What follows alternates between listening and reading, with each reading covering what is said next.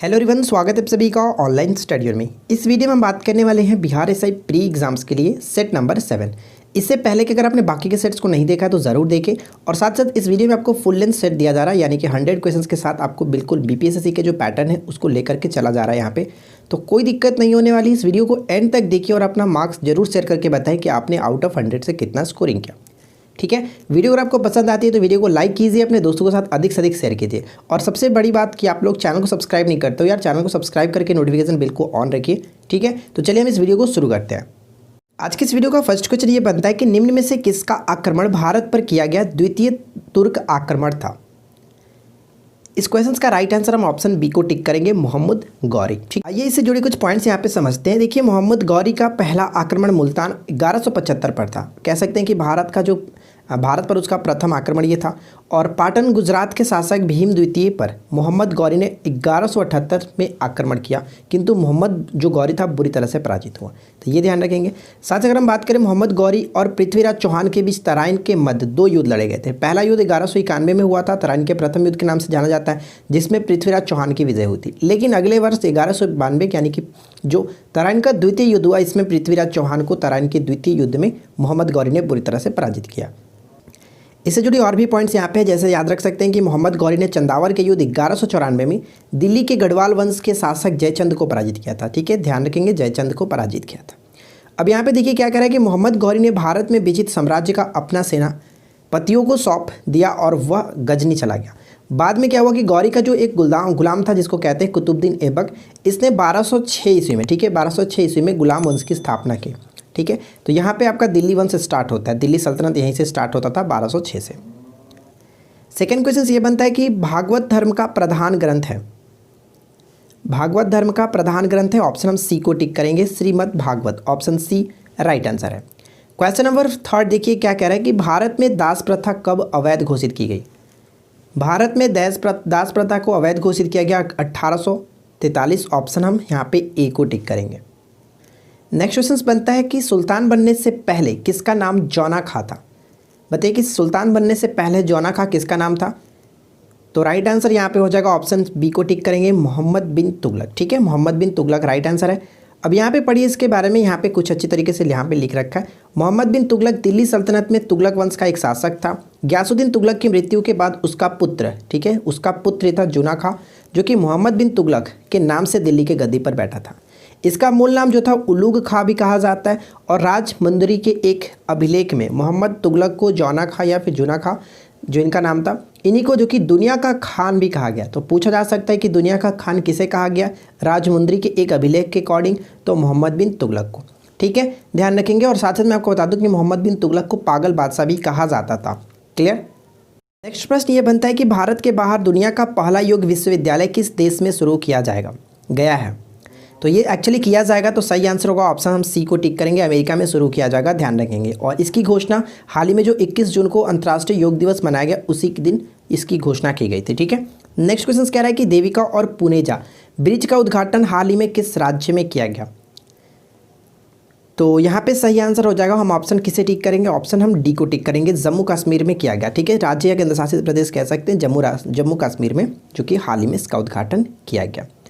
अच्छा, पूछ ले कि किस जिले में किया गया, तो ध्यान रखेंगे उधमपुर जिले और डोडा जिले में। ठीक है ना। नेक्स्ट क्वेश्चन, शिक्षा को किस संवैधानिक संशोधन द्वारा राज्य सूची से हटाकर समवर्ती सूची में डाला गया था।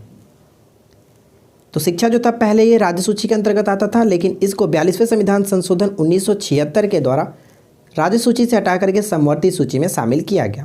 नेक्स्ट वन क्वेश्चन कह रहा है कि गोल क्रांति का संबंध किससे है। तो मैं आपको बता दूं कि गोल क्रांति का जो संबंध होता है ऑप्शन बी आलू उत्पादन से। ऑप्शन हम बी को टिक करेंगे। ठीक है, नेक्स्ट क्वेश्चन देखिए क्या कह रहा है। अगला प्रश्न है कि प्रज्ञान भारती योजना किस राज्य में शुरू की गई है। प्रज्ञान भारती योजना हाल ही में जो कि शुरू की गई थी, ऑप्शन बी को टिक करेंगे, असम सरकार के द्वारा ठीक शुरू की गई थी, जो कि ये कोरोना वायरस महामारी में क्या है कि छात्रों को वित्तीय सहायता प्रदान करने के लिए स्टार्ट किया गया था प्रज्ञान भारती योजना। ठीक है, नेक्स्ट क्वेश्चन कह रहा है कि शिक्षा में सुधार हेतु ब्रिटिश सरकार ने सैंडलर आयोग कब नियुक्त किया था। सैंडलर आयोग कब नियुक्त किया गया था बताइए। तो सही आंसर हम यहाँ पे टिक करेंगे 1917। ऑप्शन बी को टिक करेंगे, 1917 में जो कि सैंडलर आयोग का गठन किया गया था। नेक्स्ट प्रश्न ये बनता है कि रामकृष्ण परमहंस का मूल नाम क्या था। रामकृष्ण परमहंस का मूल नाम अगर हम बात करें तो राइट आंसर हम किसे टिक करेंगे? डेफिनेटली आपने गेस कर लिया होगा, गदाधर चट्टोपाध्याय। ठीक है, ऑप्शन हम ए को टिक करेंगे।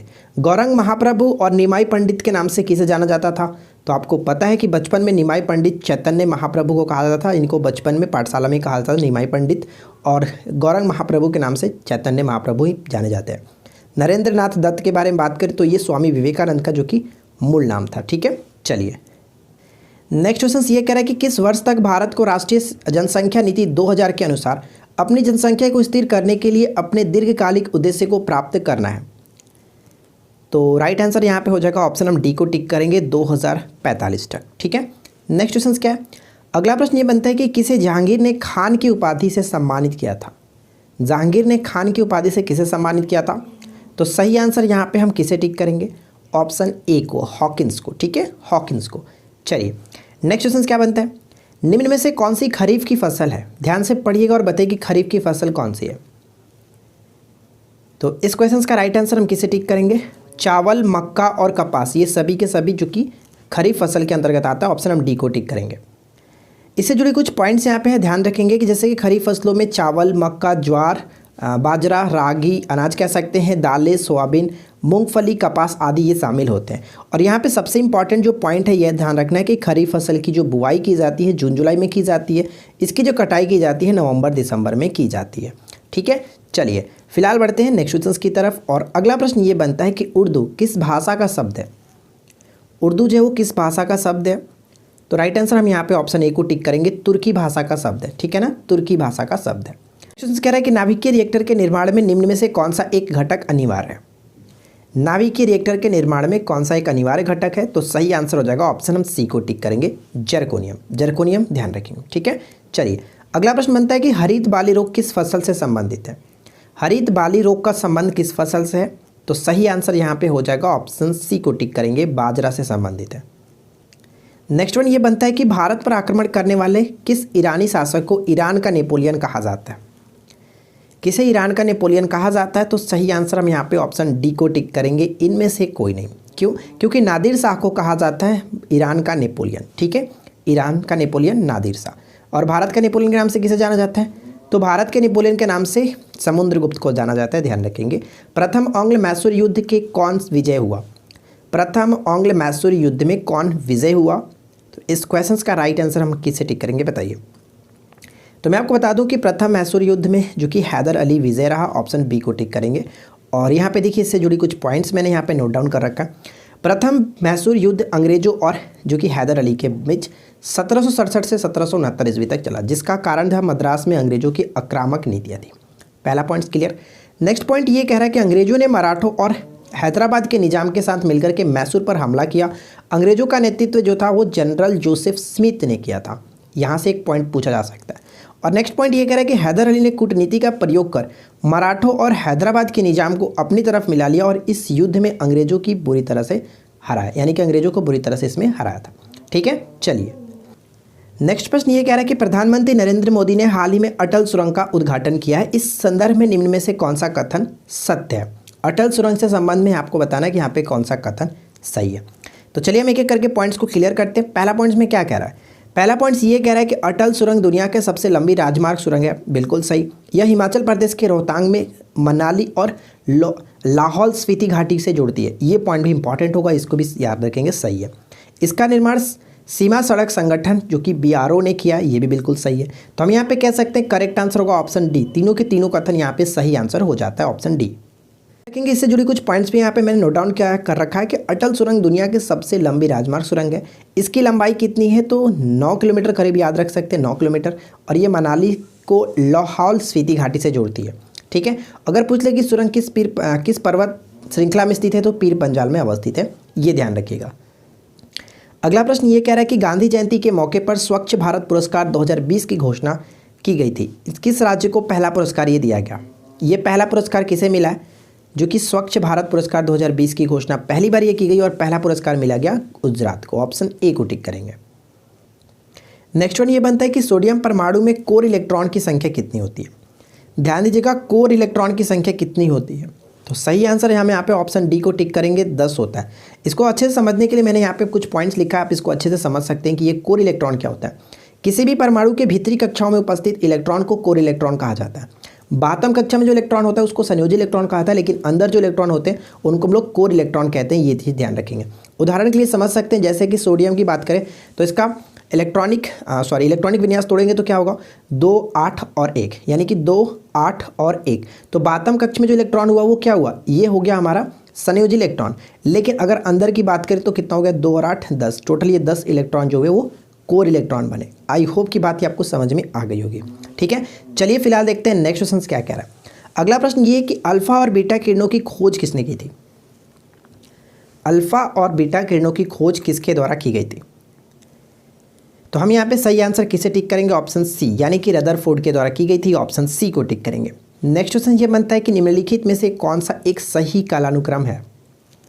तो सही कालानुक्रम की अगर हम बात करें तो ऑप्शन हम किसे टिक करेंगे, ऑप्शन ए को, यानी कि शंकराचार्य, रामानुज और चैतन्य महाप्रभु। ऑप्शन ए सही आंसर होगा। अगला प्रश्न ये कह रहा है कि एसिनोनिक्स जुबैटुस जो है वो किसका वैज्ञानिक नाम है। तो ये जो वैज्ञानिक नाम है चीता का वैज्ञानिक नाम है। ऑप्शन हम सी को टिक करेंगे, यानी कि साइंटिफिक नेम है। ठीक है, अगला प्रश्न ये कह रहा है कि निम्न में से किस तत्व की परमाणु संख्या सिलिकॉन से अधिक होती है। तो परमाणु संख्या सिलिकॉन से अधिक, तो सिलिकॉन कितने नंबर पे आता है, 14 नंबर पे। तो एल्युमिनियम 13 नंबर पे आता है। गंधक की बात करें यानी सल्फर, ये 16 नंबर पे आता है। मैग्नीशियम कितने नंबर पे आता है, तो मैग्नीशियम आपका आता है 12 नंबर पे। सोडियम 11 नंबर पे। तो आप यहाँ पे देख सकते हैं 14 से अधिक 16 करेक्ट आंसर, गंधक को टिक करेंगे। ठीक है, चलिए नेक्स्ट क्वेश्चन क्या है, वायु का अधिकतम अनुपात किस अक्रिय गैस में है। तो देखिए यहाँ पे अगर हम अक्रिय गैस की बात करें तो अक्रिय गैस उत्कृष्ट गैस कह सकते हैं। तो यहाँ पे राइट आंसर सिर्फ और सिर्फ एक ही दिया गया, आर्गन। ऑप्शन सी को टिक करेंगे। अगला प्रश्न ये कह रहा है कि शहरी क्षेत्रों में भारतीय जनसंख्या का कितना अनुपात रहता है। शहरी क्षेत्रों में भारतीय जनसंख्या का अनुपात कितना रहता है। 2011 के जनगणना के अनुसार अगर हम बात करें तो सही आंसर होगा ऑप्शन बी, 31%। ठीक है, लगभग 31 दशमलव कुछ प्रतिशत है कि जो कि वो शहरों में निवास करते हैं। अगला प्रश्न ये कह रहा है कि यूकैरियोटिक कोशिका में प्लाज्मा झिल्ली किससे बनी होती है। यूकैरियोटिक कोशिका में प्लाज्मा झिल्ली किससे बनी होती है। तो सही आंसर होगा ऑप्शन हम ए को टिक करेंगे, फास्फोलिपिड। ठीक है, option A will be correct answer, phospholipid. Next question ये बनता है कि डीऑक्सीराइबोन्यूक्लिक एसिड, जिसको डीएनए कहते हैं, इसका आविष्कार किसने किया था। तो डीएनए का आविष्कार कह सकते हैं, एक्चुअली डीएनए की खोज होना चाहिए था, आविष्कार नहीं कह सकते। तो इसकी खोज किसने की थी, तो जेम्स वाटसन और फ्रांसिस क्रिक। ऑप्शन ए को टिक करेंगे। ठीक है, चलिए नेक्स्ट क्वेश्चन कह रहा है कि डिंगरोक जल विद्युत परियोजना देश के किस राज्य में निर्माणाधीन है। डिंगरोक जल विद्युत परियोजना राइट आंसर यहाँ पे हो जाएगा, ऑप्शन डी को टिक करेंगे, अरुणाचल प्रदेश। ठीक है फ्रेंड्स, चलिए अगला क्वेश्चन कह रहा है कि निम्नलिखित कथनों पर विचार कीजिए। फर्स्ट और सेकंड पॉइंट्स को पढ़ेंगे और बताएंगे कौन सा कथन सही है। बहुत अच्छा क्वेश्चन है ये, बहुत वीवीआई क्वेश्चन है, इसको अच्छे से ध्यान रखिएगा। चलिए एक एक करके पॉइंट को क्लियर करते हैं। पहला पॉइंट कह रहा है कि खेलो इंडिया यूथ गेम 2021 की मेज़बानी हरियाणा के हिसार करेगा। क्या ये सही है। देखिए हरियाणा तो बिल्कुल सही है, लेकिन हिसार ये पॉइंट गलत है, क्योंकि हरियाणा के पंचकुला में इसका आयोजन 2021 में किया जाना है। और खेलो इंडिया यूथ गेम 2021 जो है वो तीसरा संस्करण है, ये पॉइंट भी गलत है, क्योंकि जो 2021 में जो होगा ये इसका चौथा संस्करण होगा। तो कह सकते हैं कि ना तो एक सही है और ना ही दो, यानी ऑप्शन हम डी को टिक करेंगे, इनमें से कोई भी सही नहीं है। अगला प्रश्न ये कह रहा है कि किस देश ने high resolution mapping satellite launch किया। हाल ही में किस देश ने high resolution mapping satellite launch किया।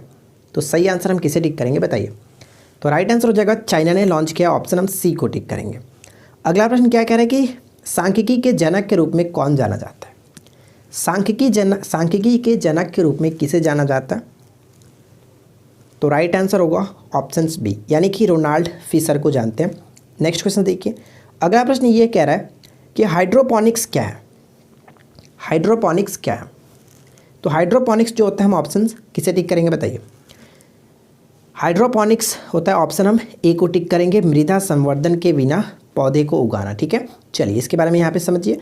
देखिए जल संवर्धन या फिर कह सकते हैं कि हाइड्रोपोनिक्स एक ऐसी तकनीक है जिसमें फसलों को बिना खेत में लगा केवल पानी और पोषक तत्वों से उगाया जाता है, यानी कि मिट्टी के बिना पौधों को उगाया जाना है, जिसे कहा जाता है हाइड्रोपोनिक्स। ठीक है, अब इसे देखिए जलीय कृषि भी कहते हैं। पौधे उगाने की यह जो तकनीक होती है पर्यावरण के लिए काफ़ी सही होती है। इन पौधों के लिए कम पानी की ज़रूरत होती है और साथ साथ इससे पानी की बचत भी होती है। ठीक है, नेक्स्ट प्रश्न ये बनता है कि पाइराइट किसका एक अयस्क या फिर खनिज है बताइए।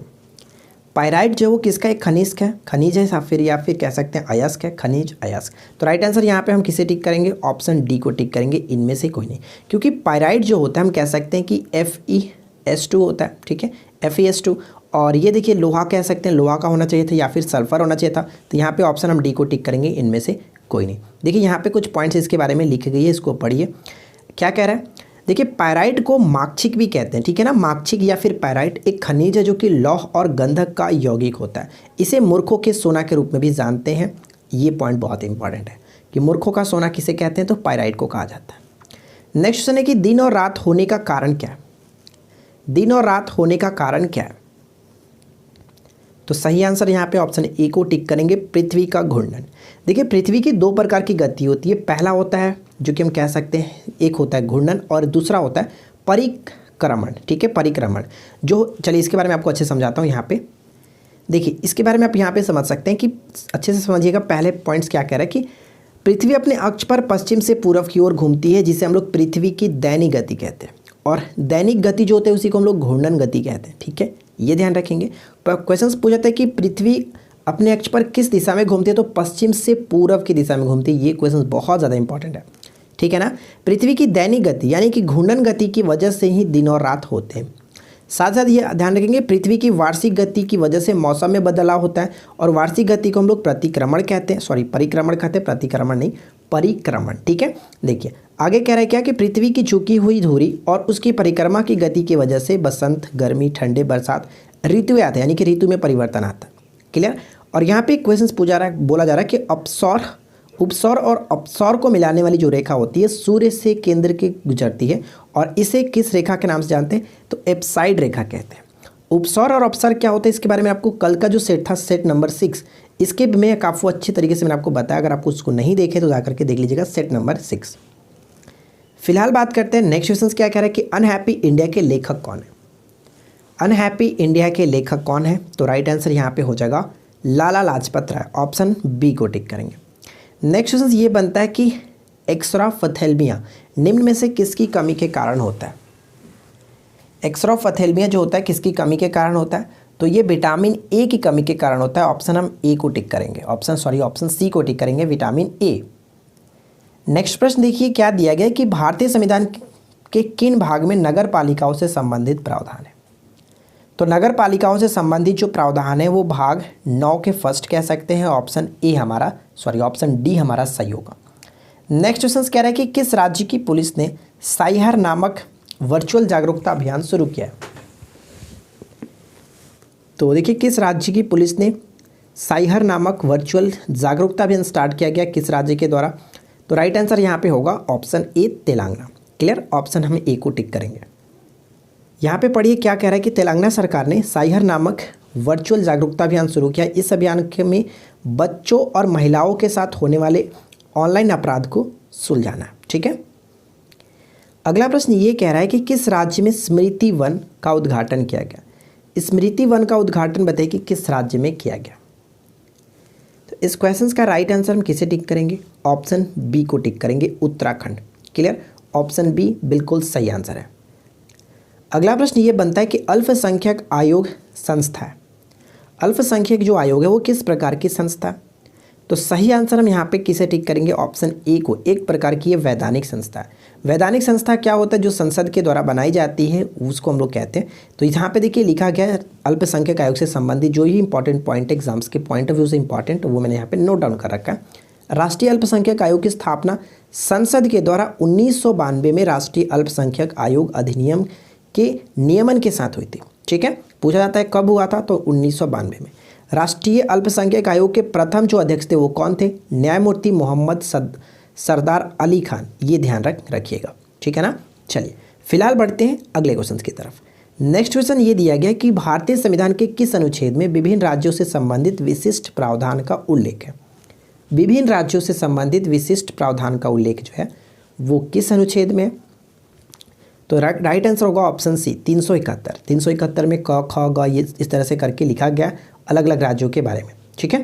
नेक्स्ट क्वेश्चन देखिए, यदि भारत का राष्ट्रपति अनुच्छेद 356 के तहत शक्ति का प्रयोग किसी राज्य के संदर्भ में करता है तो क्या होगा। तो उस कंडीशन में होगा कि राष्ट्रपति उस राज्य में संबंधित कानून बना सकता है। ऑप्शन हम डी को टिक करेंगे। और एक्चुअली ये 356 है क्या, तो राष्ट्रपति शासन है। नेक्स्ट क्वेश्चन ये बनता है कि प्रथम राष्ट्रीय आपातकाल की घोषणा के समय देश के राष्ट्रपति कौन थे। प्रथम राष्ट्रीय आपातकाल की उद्घोषणा के समय देश के राष्ट्रपति कौन थे, तो सही आंसर हो जाएगा ऑप्शन हम बी को टिक करेंगे, डॉक्टर एस राधाकृष्णन। ठीक है ना। और प्रथम राष्ट्रीय आपात की घोषणा कब की गई थी, 1961 में की गई थी। क्लियर।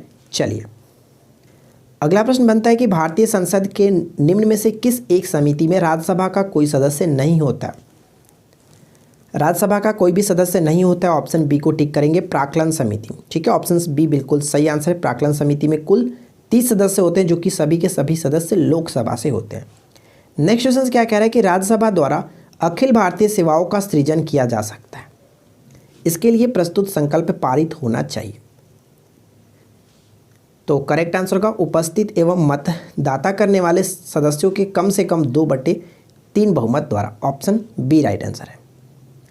नेक्स्ट क्वेश्चन बनता है कि राष्ट्रपति के निर्वाचन मंडल निम्नलिखित में से कौन भाग लेते हैं। यानी कि राष्ट्रपति के निर्वाचन मंडल में कौन कौन भाग लेते हैं, ये क्वेश्चन आपसे पूछा जा रहा है। ये क्वेश्चन बहुत ज़्यादा इंपॉर्टेंट है, तो आप इसको अच्छे से याद रखेंगे। राष्ट्रपति के निर्वाचन मंडल में दोनों सदनों के निर्वाचन सदस्य यानी लोकसभा और राज्यसभा तो होगा ही होगा, साथ साथ राज्यों के विधानसभाओं के निर्वाचन सदस्य जो होते हैं वो भी भाग लेते हैं। यहाँ पे तीनों के तीनों पॉइंट्स बिल्कुल सही आंसर है। ऑप्शन डी को टिक करेंगे, 1, 2, 3। नेक्स्ट क्वेश्चन बनता है कि गवर्नमेंट ऑफ इंडिया एक्ट 1935 किस पर आधारित था। गवर्नमेंट ऑफ इंडिया एक्ट 1935 किस पर आधारित था, तो साइमन कमीशन पर आधारित था। ऑप्शन हम ए को टिक करेंगे। नेक्स्ट क्वेश्चन क्या कह रहा है कि संविधान के किस अनुच्छेद के प्रावधानों के अंतर्गत भारत सरकार द्वारा भारत रत्न, पद्म विभूषण, अलंकरण प्रदान किए जाते हैं। तो अनुच्छेद 18 यहाँ पे सही आंसर है। ऑप्शन हम बी को टिक करेंगे। अगला प्रश्न ये बनता है कि एशिया के सबसे बड़े सोलर प्लांट का उद्घाटन कहाँ किया जाएगा। एशिया के सबसे बड़े सोलर प्लांट का उद्घाटन हाल ही में जो हम कह सकते हैं कि मध्य प्रदेश के रीवा जो जिला है वहाँ पे किया गया। मध्य प्रदेश के रीवा में जो कि हाल ही में प्रधानमंत्री नरेंद्र मोदी जी के द्वारा इसका उद्घाटन किया गया। नेक्स्ट कह रहा है कि देहिंग पटकाई वन्यजीव अभ्यारण्य को राष्ट्रीय उद्यान में अपग्रेड किया गया, यह किस राज्य में है। देहिंग पटकाई वन्यजीव अभ्यारण्य जो है वो किस राज्य में है, तो सही आंसर हो जाएगा ऑप्शन डी, असम में स्थित है। ऑप्शन डी को टिक करेंगे। नेक्स्ट क्वेश्चन क्या बनता है कि निम्नलिखित में से किस हार्मोन को आपातकालीन हार्मोन कहते हैं। आपातकालीन हार्मोन के रूप में एड्रेनलिन को जानते हैं। ऑप्शन ए सही आंसर हो जाता है। अगला क्वेश्चन कह रहा है कि वर्ष 1914 में भारतीय राष्ट्रीय दल की बर्लिन में स्थापना किसने की थी। वर्ष 1914 में भारतीय राष्ट्रीय दल की बर्लिन में स्थापना किसने की थी, तो सही आंसर हम यहाँ पे टिक करेंगे, किसे, चंपकरण पिल्ले। ऑप्शन डी सही आंसर है। नेक्स्ट वन ये बनता है कि भारत के विशेष आर्थिक क्षेत्र क्या बढ़ाने के लिए स्थापित किए गए थे। विशेष आर्थिक क्षेत्र यानी SEZ, और SEZ के बारे में आपको बताया था क्या होता है, स्पेशल इकोनॉमिक जोन, जिसको संसद द्वारा 2005 में पारित किया गया था। ठीक है ना। और ये विदेशी निवेश को बढ़ाने के लिए स्टार्ट किया गया था। ऑप्शन बी सही आंसर है। नेक्स्ट क्वेश्चन देखिए क्या कह रहा है कि फेड कप किससे से संबंधित है।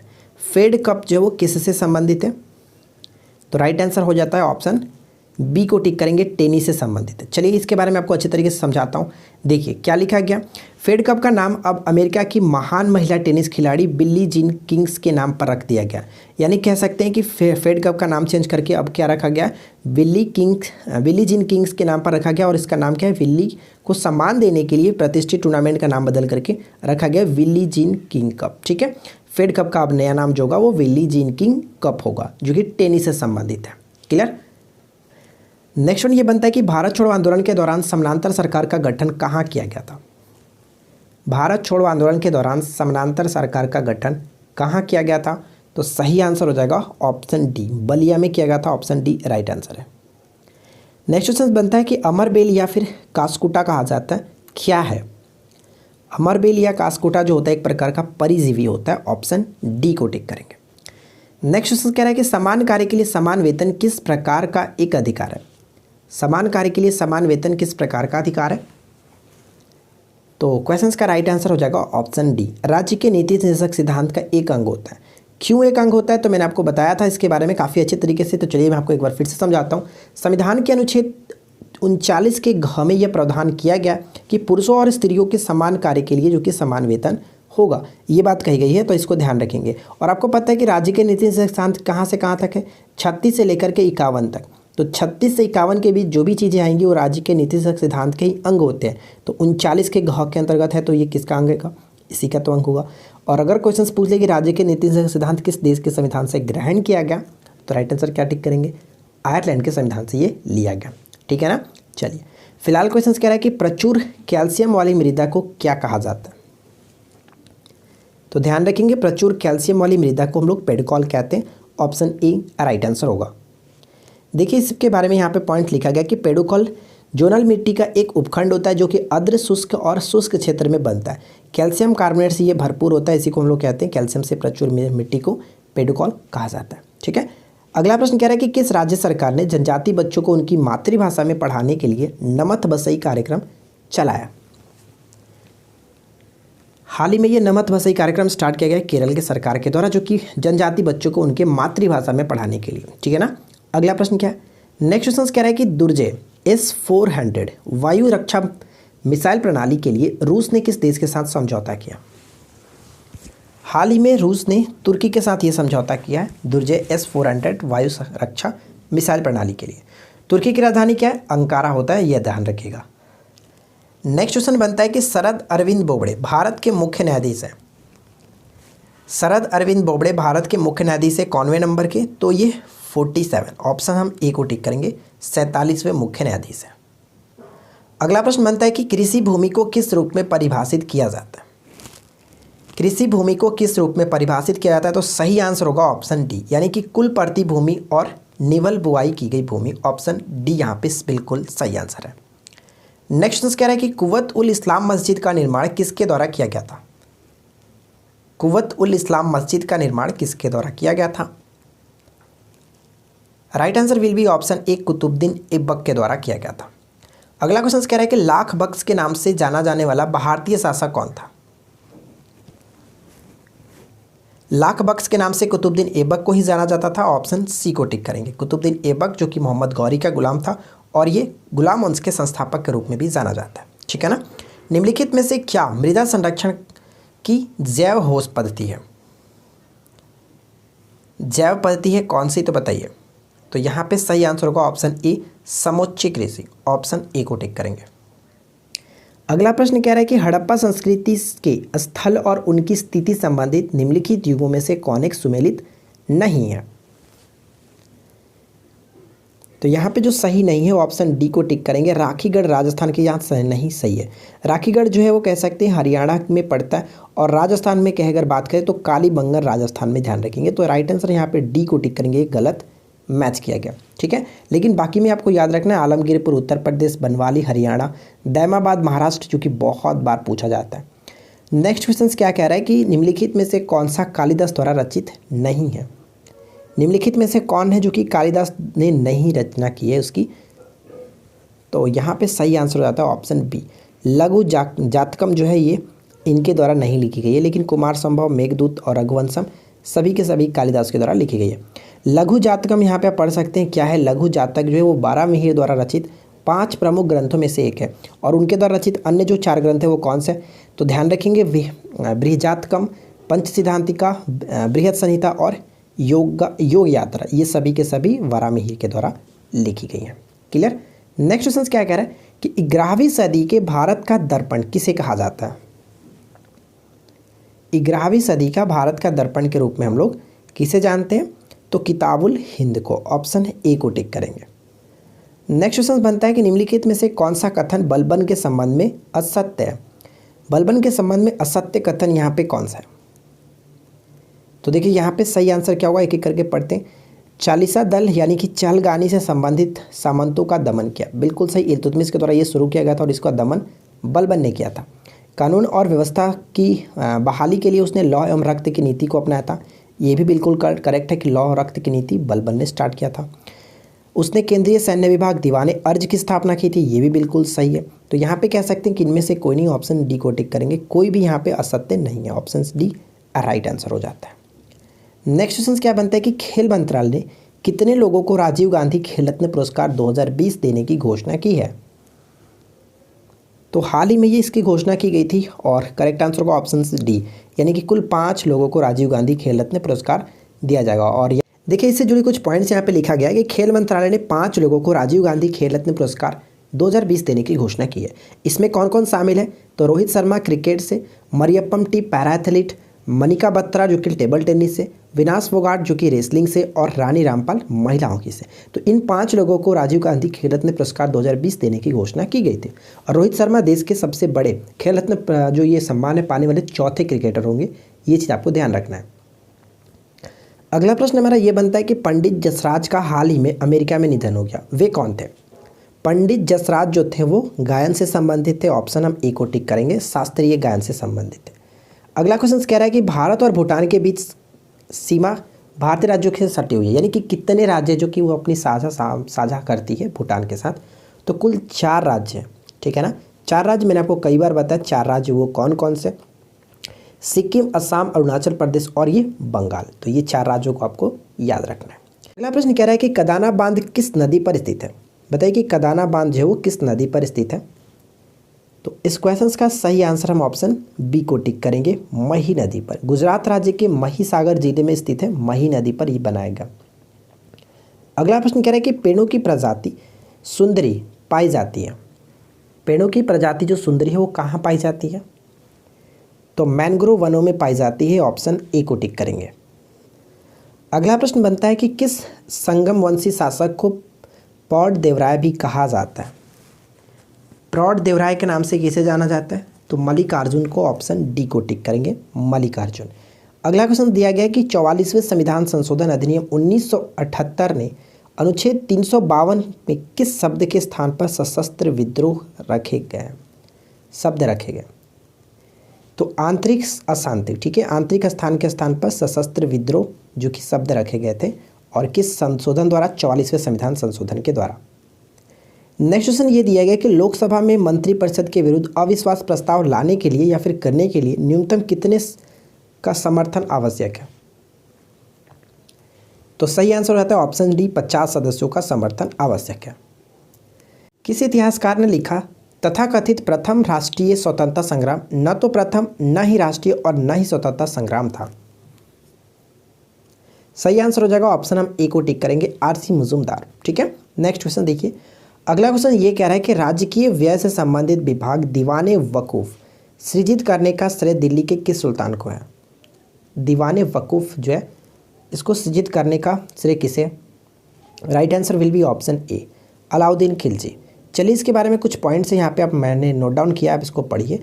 दीवाने वकूफ़ भारत के इतिहास में सल्तनत काल का एक प्रशासनिक विभाग था। अलाउद्दीन खिलजी द्वारा स्थापित इस विभाग का मुख्य कार्य व्यय कागजात की देखभाल करना होता है और यह वजीर के अधीनस्थ होता था, ये ध्यान रखेंगे। अगला प्रश्न ये दिया गया कि किस वंश के शासकों ने ब्राह्मणों और बौद्ध भिक्षुओं को कर मुक्त भूमि या फिर गांव भूमि अनुदान देने की प्रथा आरंभ की थी? तो भूमि अनुदान देने की प्रथा स्टार्ट करी गई थी सतवाहन के द्वारा, ऑप्शन ए को टिक करेंगे।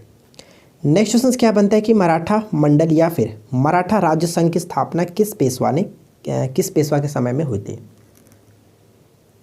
तो करेक्ट आंसर ऑप्शन ए को टिक करेंगे, Balaji Vishwanath, option A right answer हो जाता है। नेक्स्ट क्वेश्चन बनता है कि नई मुद्रा यूरो किस वर्ष में प्रारंभ की गई?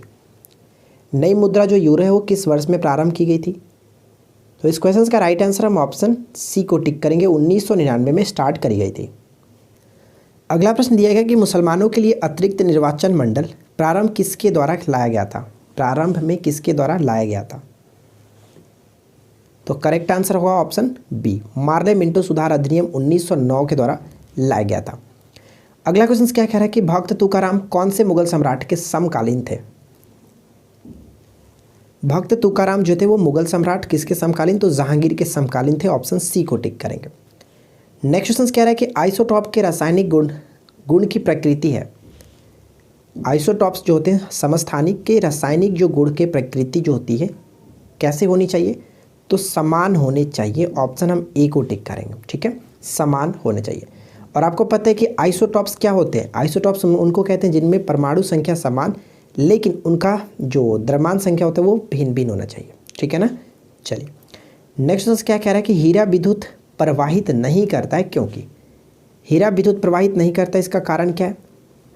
इसका कारण ये होता है कि इसमें कोई भी स्वतंत्र इलेक्ट्रॉन नहीं होते, कोई भी मुक्त इलेक्ट्रॉन नहीं होता है। ऑप्शन डी को टिक करेंगे।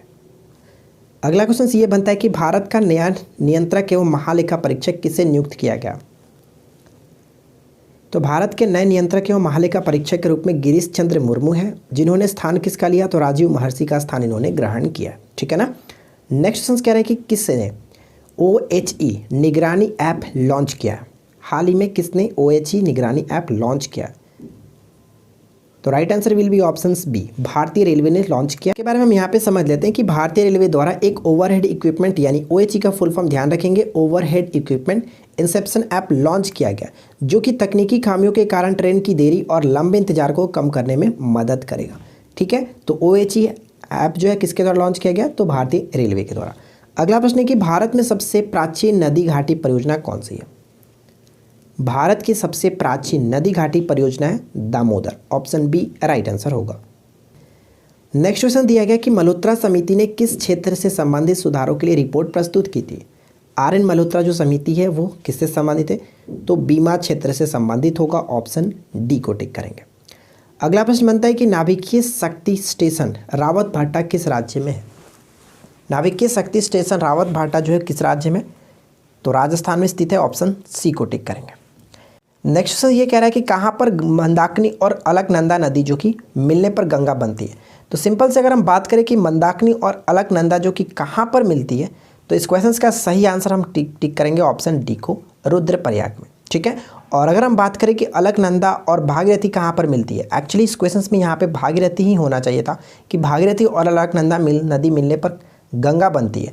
तो भागीरथी और अलकनंदा जो कि यहाँ पे देवप्रयाग होना चाहिए था।